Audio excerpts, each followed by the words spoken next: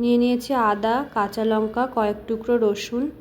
Mixer মেশিনে ভালো করে ওটাকে পেস্ট করে নিয়েছি। কড়াই গরম করে দিয়ে দিচ্ছি তেল,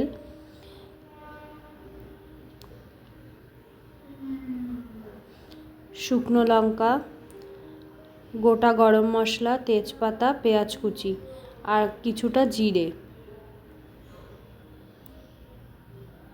পেঁয়াজটাকে লাল লাল করে ভেজে নেব।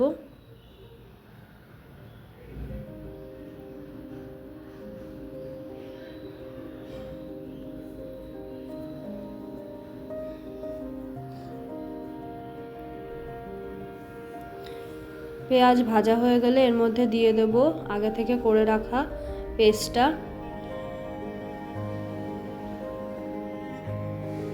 এরপর দিচ্ছি এর মধ্যে পরিমাণ মতো লবণ, হলুদ, গোলমরিচের গুঁড়ো, জিরে গুঁড়ো, ধনে গুঁড়ো, কাশ্মীরি লাল লঙ্কার গুঁড়ো, কিছুটা গরম মশলা। আবারও ভালো করে নাড়িয়ে নেব।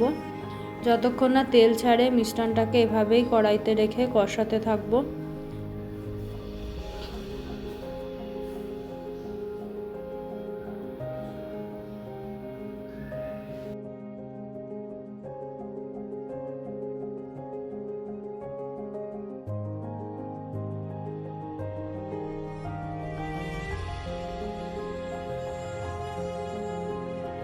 মশলা কষানো হয়ে গেলে আগে থেকে আদা রসুন মাখিয়ে রাখা মাংস দিয়ে দিচ্ছি। দিয়ে মাংসটাকে ভালোভাবে এটার সঙ্গে মিশিয়ে নেব। বেশ কিছুক্ষণ কড়াইতে মাংস সহ মশলাটাকে কষাতে রাখতে হবে।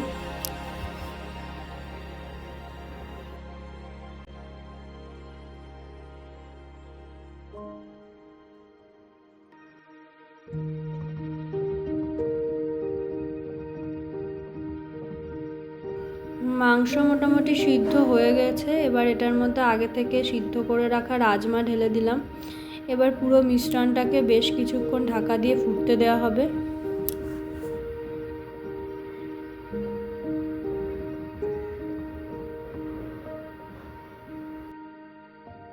কিছুক্ষণ পর ঢাকা খুলে দেখছিলাম যে কতটা সিদ্ধ হয়েছে।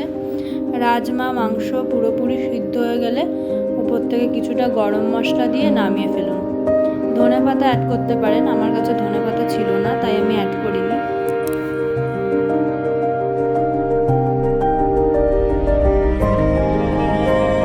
গ্যাস বন্ধ করে দিয়েছি। আমার রাজমা চিকেন রেডি।